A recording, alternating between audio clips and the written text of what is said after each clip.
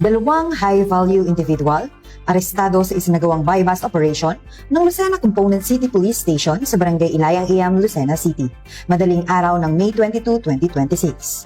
Kinilala ang mga suspect na si alias Rodel, 37 years old, at alias Light, 26 years old, kapwa residente ng Barangay Dalahican, Lucena City. Bandang alas 5 ng madaling araw, nang magsagawa ng buy-bust operation ang mga operatiba ng Lucena CCPS, nagresulta sa pagkakakumpiska ng 5 pakete ng hinihinalang shabu na may kabuuang timbang na 103 grams.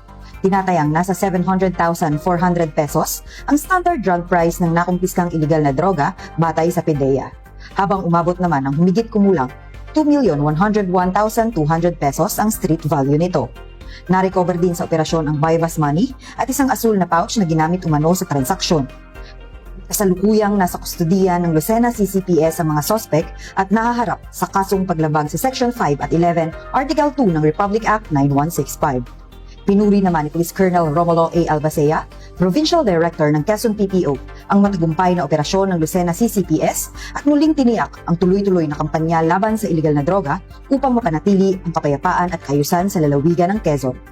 Mula dito sa lalawigan ng Quezon, ang inyong PNN correspondent, Patrolwoman Jessalyn T. Argoso. Alagad ng batas, tagataguyod ng Balitang Pulis.